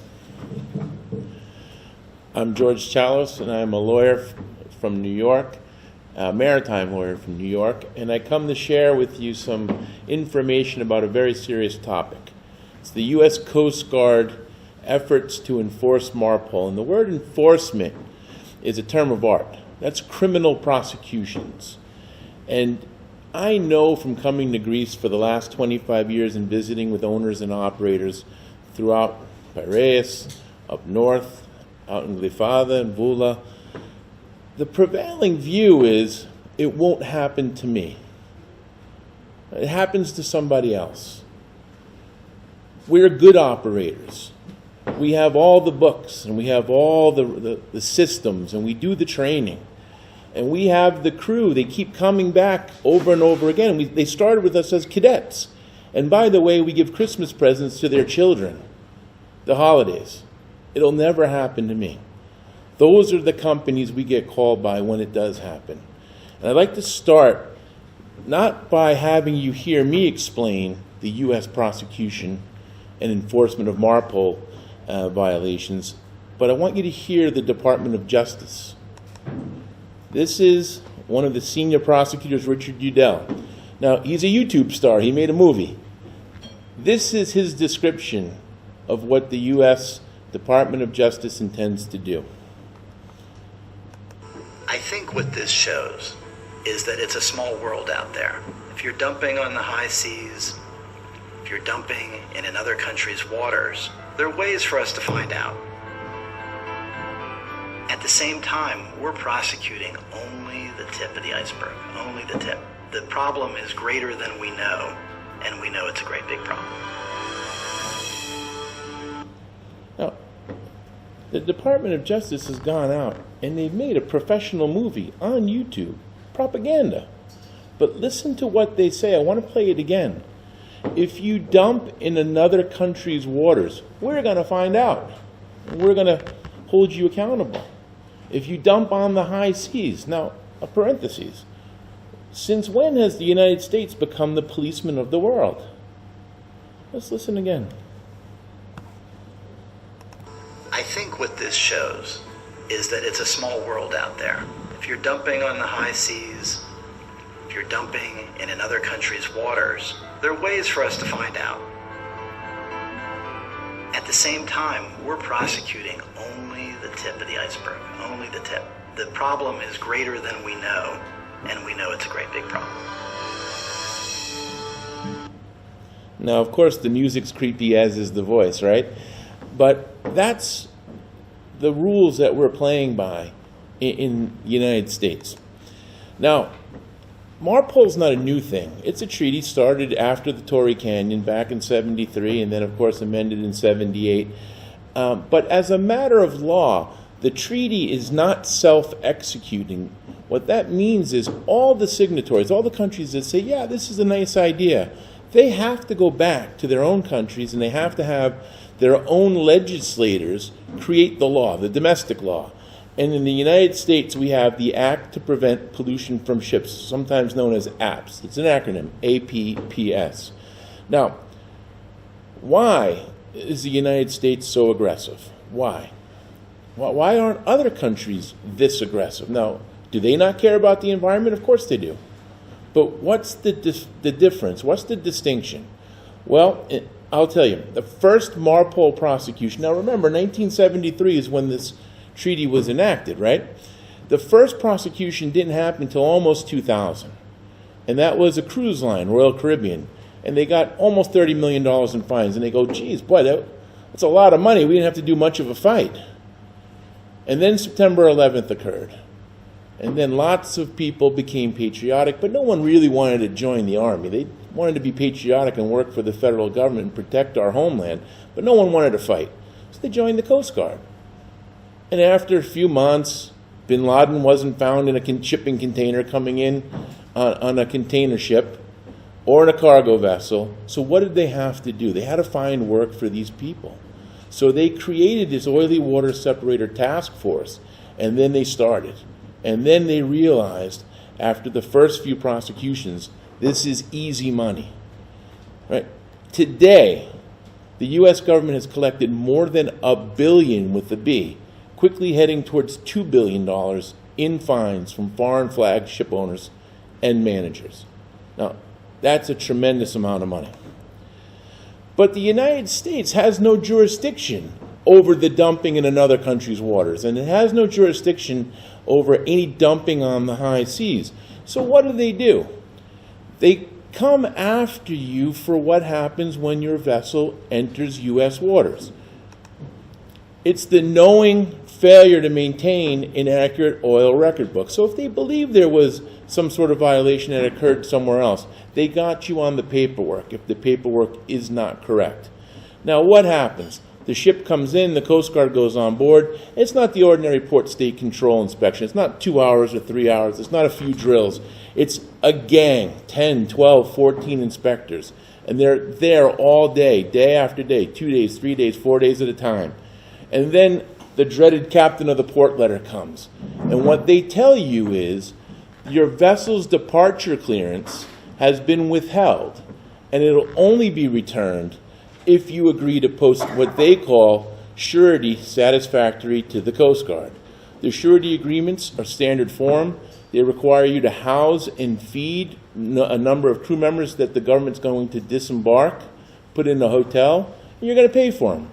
You're going to pay their total wages, pay for their health insurance, give them a per diem, many times in certain places, such as Honolulu or the west coast of the United States, over $100 a day in per diem, meal money. That's more than they make if they worked all day, every day on board the ship. And then, of course, the economics, you're paying 2 crews if they detain 12 or 14 seafarers. You're paying 2 crews for 1 ship. Indefinite. Not a few weeks, not a few months. Some crews have been detained over 2 years. And then the case starts in the ordinary way. Now, this is from Lloyd's List a few years ago. And the author got my statement wrong. The author said, I accused the Coast Guard of being as bad as pirates. And that's not what I said. What I said was, they're worse than the pirates. And at the time, we had statistics from the kidnap and ransom insurers that at the time, this is 15, almost 20 years ago, the average length of a detention by the pirates for a vessel in East Africa was 9 to 12 months. Sometimes a little bit longer, but very rarely less. The average length of a vessel or its crew detention was at least 9 months, more like 15 or 18 months. The average ransom paid was $1 to $3 million. The average bond to get your ship back was $1 to $3 million in the United States. During the same period of time, the pirates collected $80 million US dollars, but the Coast Guard had collected 130. So I said, yeah, these guys are worse than the pirates, but they've got better uniforms. So when the case kicks off, it's not just the pollution, because it's never the pollution. It's the record keeping. And that's what they get under the Act to Prevent Pollution from Ships, the knowing failure to maintain an accurate oil record book. But recognizing that our industry is a soft target, they've now decided more recently that it's going to be a double feature, these cases. In addition to your Act to Prevent Pollution from Ships violation, it's a Ports and Waterways Safety Act prosecution. You failed to report a hazardous condition. You failed to report your separator's not working or your incinerator's not working. That's a double dip. All these are crimes punishable for a company up to $500,000 per count. Owner 500, operator 500. That's $1 million a count, particularly for our family companies that for whatever reason decide they still need to have 2 separate companies. You just doubled your fines. And then what about the false writing? If a crew member cooks the books, says we're using the separator when they're actually pumping out directly over the side, that's a false statement. Another felony count. For the companies, one for the owner, one for the operator. What if the crew member fails to write in the book? That's a crime by omission, not by commission. Another $500 per company.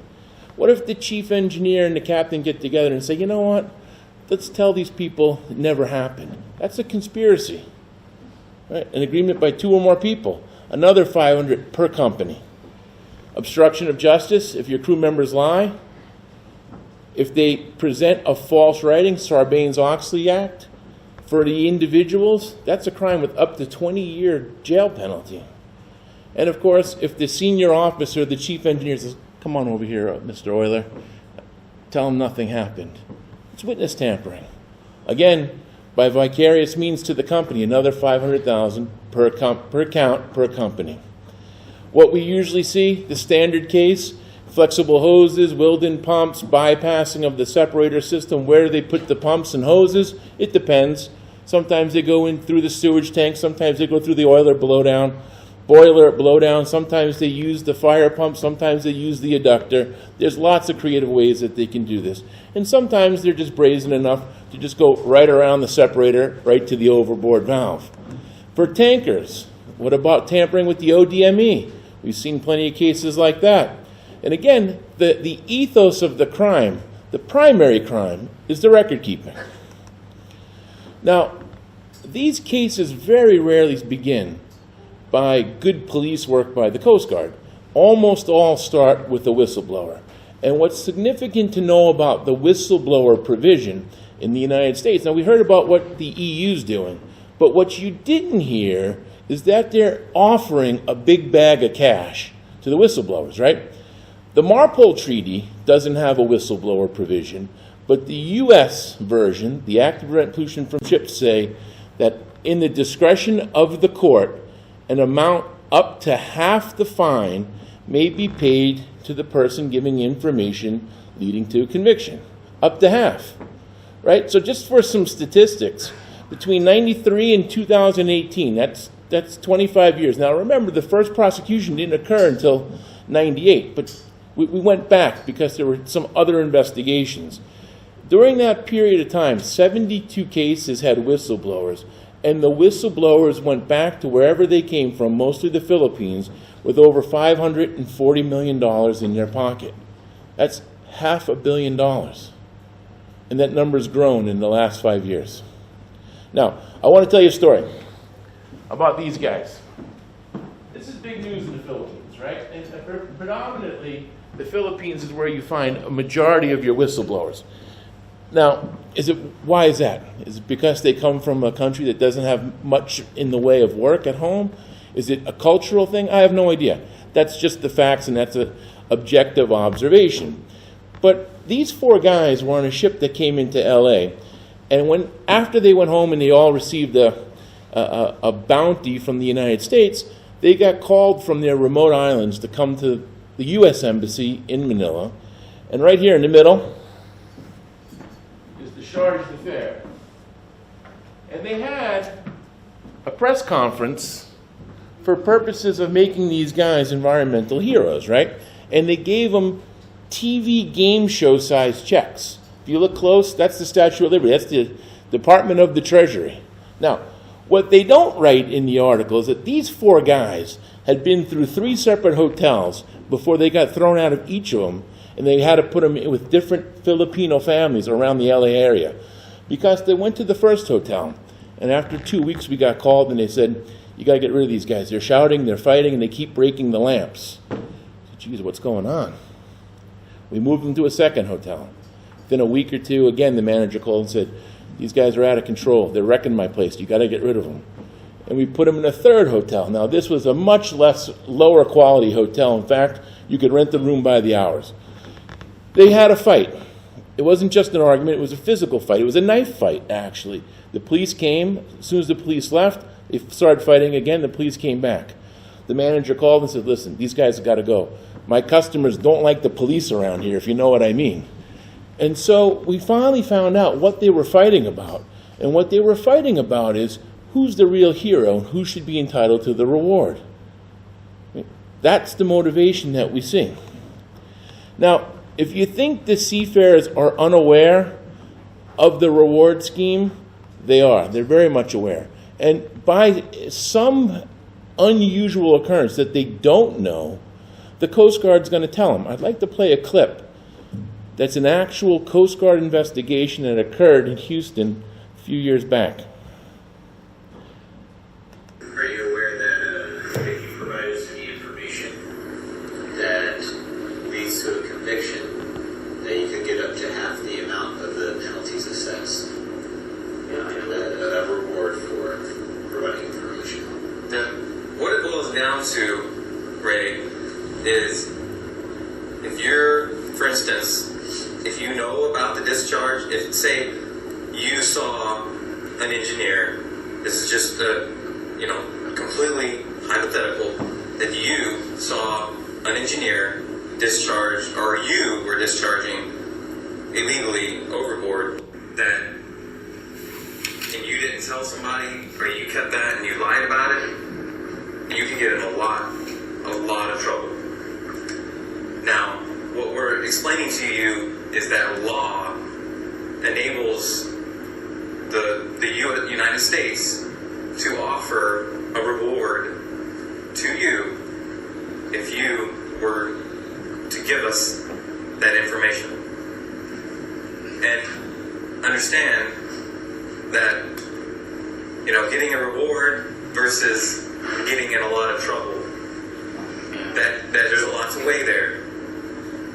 How can I get information that they didn't do that? I know that. We're not saying they did. We're asking. Oh, we're just asking, right? Now, if I did that to a witness, and I told him, look, if you don't tell me what I want to hear, I'm going to pull your pants down. But if you tell me what I want to hear, I'm going to give you a big, giant reward. I would lose my law license, and I'd probably go to jail. But when the Coast Guard does it, that's good investigative technique. Crazy. Are you aware that? But all's not lost, because if you wind up in the bullseye of one of these investigations, the good thing is that our system provides what we call the presumption of innocence. And what that means is every defendant, whether it be a company or a person, must be presumed to be innocent unless and until the governmental prosecutors prove beyond a reasonable doubt that they are guilty. Now, what's reasonable doubt? Sort of a complicated, ambiguous term, right? Well, the cases that have looked at it define the term as follows. Beyond a reasonable doubt is generally defined as proof so convincing a person would not hesitate to rely upon it in making the most important decisions of his or her life. So for people of my age, decisions that you make for elderly parents, decisions you may make for the care of your children, right? Those are the types of decisions we're talking about. But still, that's very difficult to understand because it's conceptual, right? So what we often do when we go to court, we present this chart. And we explain to jurors, because remember, jurors are just 12 ordinary citizens, could be school teachers, housewives, doctors, lawyers, engineers, you never know. But I'll tell you what they never are. They're never shipping people. They're never marine engineers. They never really know what happens on the ship. Because even when you get one of those people that are potential jurors on your panel, the government strikes them. They don't want them there. They don't want people that actually know what's happening. They want to baffle them with a very, very confusing presentation.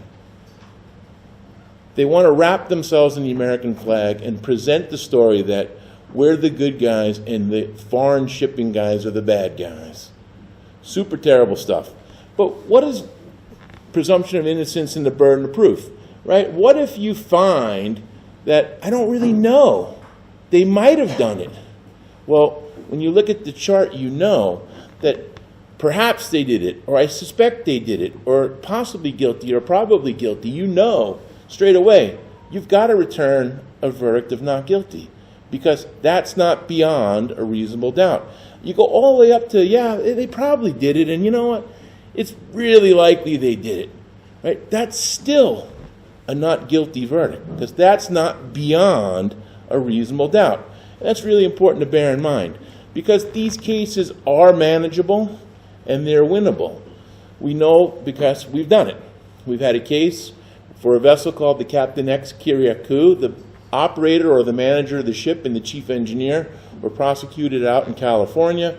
After a 2-week trial, they were found not guilty. 2 months later, the second engineer went on trial. We represented him as well, and he too was found not guilty. We had a chief engineer, a Greek guy from Crete. His company pled guilty and basically blamed them by name and by title and position on the ship. He said, wait a minute, I didn't do it. I don't know why you people are settling with the government. I didn't do it. He went to trial 2 weeks, everything's 2 weeks, in Houston, Texas, and ultimately the jury acquitted him of all 5 felony counts that were brought against him.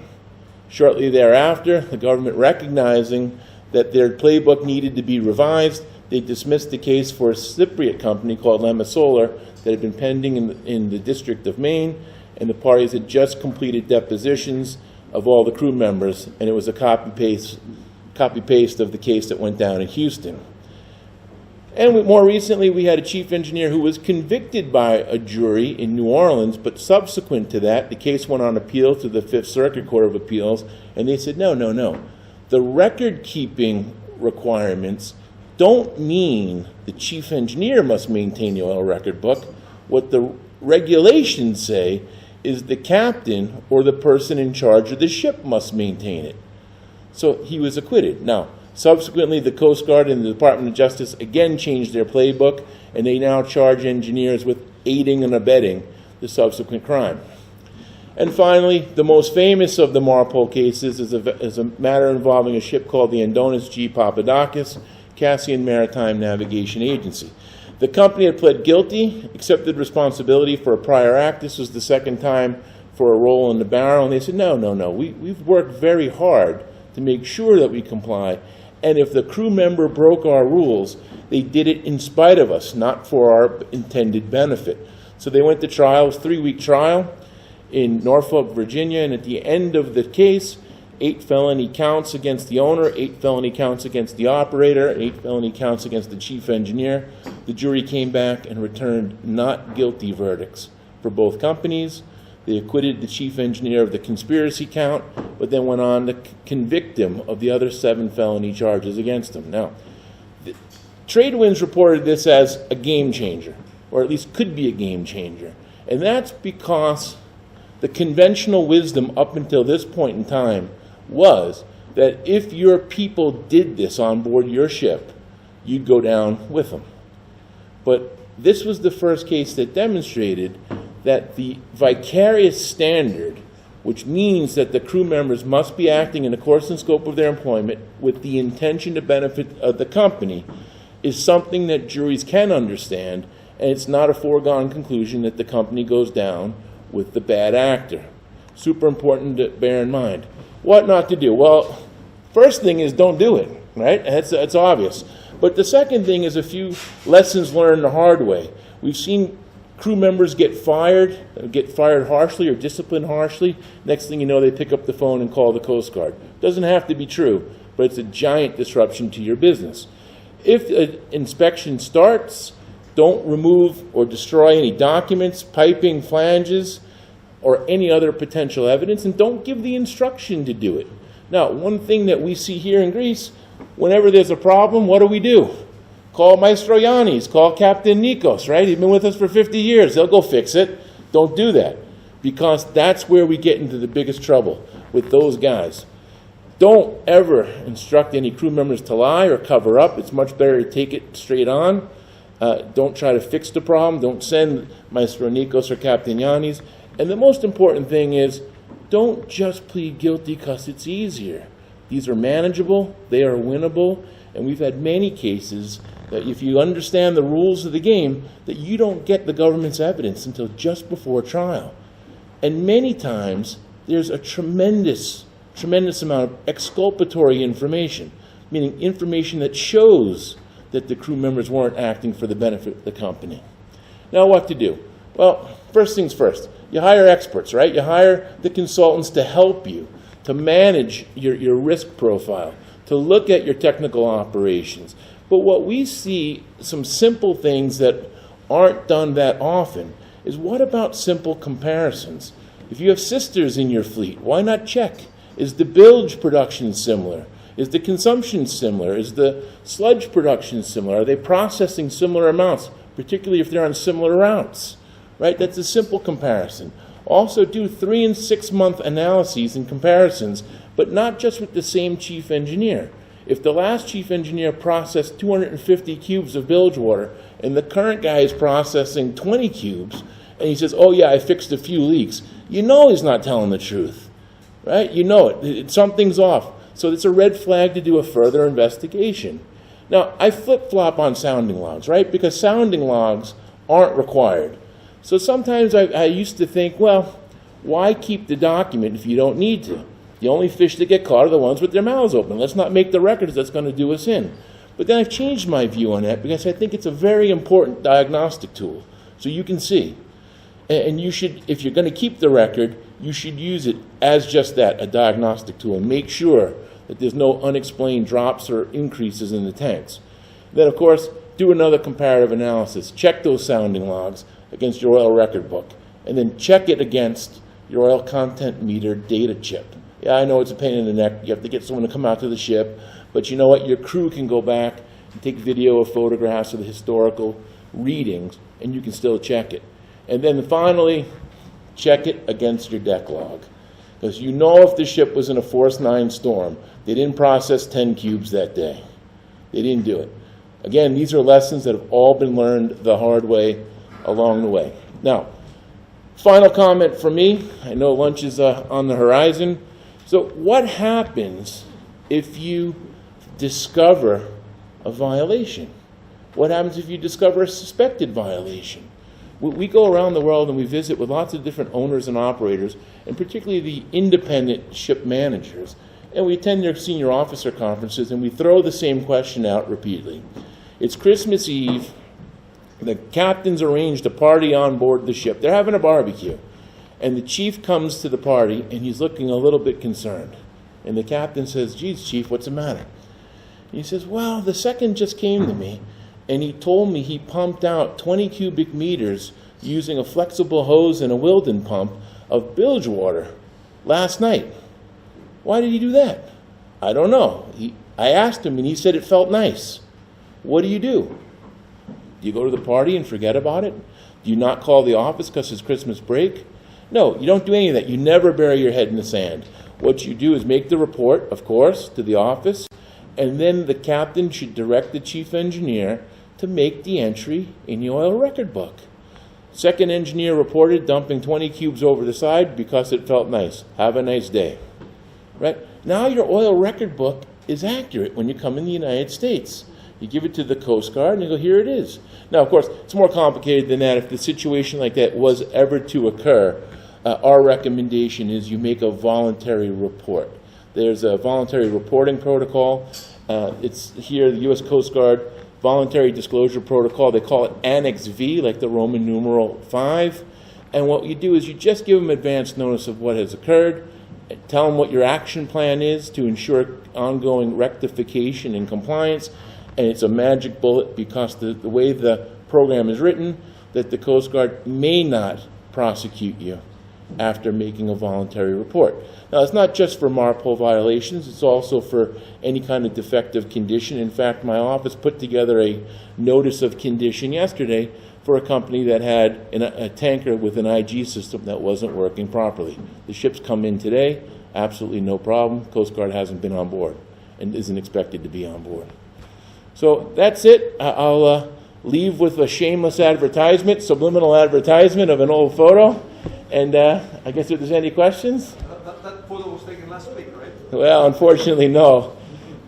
It was before my COVID haircut. Well, let me recap and then we'll have all the questions. Thank you, George. So, I liked your presentation. The only disagreement I have, if the second engineer dumps something in the sea, I think the first thing you should do is you should call your experts, your consultants, and your lawyers, rather than do anything else. So, let me recap very fast before we go for lunch. So, keeping you one step ahead. Here I'm recapping our company on some infographics. We have been having operated for 15 years. We have 5 divisions. Right now we're 22 people, executives in our Piraeus office. That makes us maybe one of the biggest firms in Greece. 8 regional offices in Istanbul, Montenegro, I'll show you later. 19 associate offices, naval architects, master mariners, ex-class surveyors, lawyers, ex-P&I correspondent. We have 3 ex-Navy officers, that's a mistake. Okay, 6 with offshore consulting experience, 5 associate members of the Association of Average Adjusters, etc., etc. We are ESG compliant, and we have ISO 9001 and 14001. And these are our offices, obviously in Greece, obviously in Houston with Antonis Panagiotareas. We have in the east, Dubai, Mumbai, Singapore, and Shanghai. In the Balkans, Turkey, Istanbul, Montenegro, and Split in Croatia.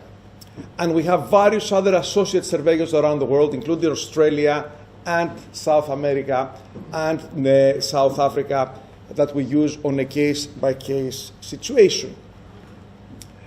So, our 5 divisions. The consulting division, we do claims, as you know, we do surveys, audits, we now do vetting with Nico Kasimatis. We now do environmental consulting with Mr. George Margélης and quality assurance and ISM with Evi Anastasiou.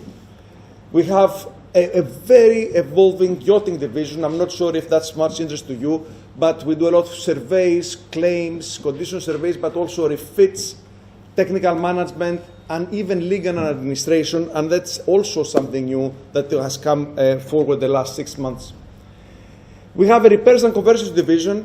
Mr. Prokopis Piris, who is somewhere here, is the guy responsible. You can ask him. We do repairs, dry dockings. We represent about 50 shipyards we operate around the world, but we also do divers, afloat repairs. We do drafting of specification of repairs. We have so many engineers on board. And we even do superintendency services, which were particularly popular during the COVID era, as shipping companies could not send people abroad. We have an offshore oil and gas division, rather small, in cooperation with Houston, which is, more experienced. But right now, there is only one oil platform in Greece. It's in Prinos, and we are doing the consulting, and we are doing the inspection for Prinos. And the last division was the ESG and sustainability. We can assist, we can consult companies on sustainability issues, from sustainability strategy to the materiality analysis to assessment of the ESG items, up to take them hand in hand in drafting their own sustainability report. So, what lessons were learned today? And I think also George made that very clear, both Georges, George Mαργέλης and George Salos. Well, be proactive. It's very important to be proactive and not reactive. Because the proactive is the loss prevention. You act now on the loss prevention in order to avoid things to happen in the future. Whereas reactive is basically damage control. And when you go to do damage control, things are always uglier.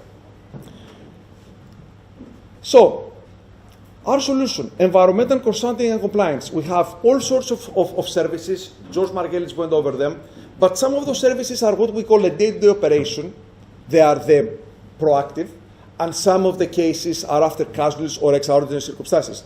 They are very active. So do try our proactive, be proactive and try our services now. Do an environmental audit, do an assessment now. And don't wait until you have an environmental violation and you need expert advice. The same is valid for our quality assurance. You know, be proactive. Let us help you with your quality systems. Let us help you with all the reporting. And don't wait until you have, a major non-conformity that you need to do damage control. Similar for the surveys and the vetting. Be proactive. We can do now a TMSA. We can do like pre-rights. We can do all these audits right now. And don't wait until your ship is detained by Port State Control or it's been rejected by some charterers to do damage control. So my message here is that we can cooperate today, we can cooperate tomorrow. You don't have to wait for something to go wrong to give us a call. In this respect, I am in the pleasure to tell you that because we want to get introduced to the market for this particular business side, we have some offers. First offer, from the environmental consulting and compliance, a review of the old record book. So the old record book, copies of that will be coming to our office, we'll be evaluating and we will issue a report that we can offer for €50 per week per vessel. And George did make sure everybody understood how important the old record book is, because the old record book, the VDR assessment, as Niko Kasimatis explained, and we can do that for €1,200, both, these services. Obviously, we can be contacted for a multiple of services. For example, the old record book review can be combined with review of various other documents, like the garbage book, the incinerator book, anything, and please contact us if you wish any of that assistance. Σήμερα ήταν μια σημαντική μέρα για τη Μαργέτης Maritime. Μετά από προσπάθεια μερικών μηνών, σήμερα εισάγαμε στην ελληνική και ναυτιλιακή κοινότητα τα καινούργια μας προϊόντα. Το Environmental Consulting, που ήρθε με τον Γιώργο τον Μαργέλη, τον συνάδελφο, το Quality και το ISM με την κυρία Αναστασίου, καθώς επίσης και το Vetting και το Dry BMS με τον Νίκο τον Κασιμάτη. Θεωρούμε ότι έχουμε πάρα πολύ καλό ανθρώπινο δυναμικό, το human element της εταιρείας είναι πάρα πολύ καλό, με πάρα πολύ γνώση στο αντικείμενο και βαθιά γνώση στο αντικείμενο και εμπειρία. Έτσι, ανοίγουμε τη βεντάλια σε μια μεγάλη γκάμα προϊόντων, από το ασφαλιστικά θέματα για τα οποία γίναμε γνωστοί τα τελευταία 15 χρόνια, μέχρι το ESG και Sustainability, αλλά και το Environmental Consulting. Θα ήθελα να ευχαριστήσω και τους ομιλητές σήμερα, τον Γιώργο τον Μαργέλη, την την Αναστασίου και τον Νίκο τον Κασιμάτη, αλλά και όλους τους συναδέλφους μου στην εταιρεία για τη μεγάλη επιτυχία και τη βοήθεια και την προσπάθεια που έχουν ρίξει τα τελευταία μήνες, αλλά και τα τελευταία χρόνια. Και εύχομαι ότι αυτή η προσπάθεια θα συνεχιστεί και όπως λέμε στην εταιρεία στα αγγλικά, more is yet to come, είμαστε πάντοτε έτοιμοι να προχωρήσουμε σε καινούργια προϊόντα και σε καινούργιες περιπέτειες. Ευχαριστώ πάρα πολύ.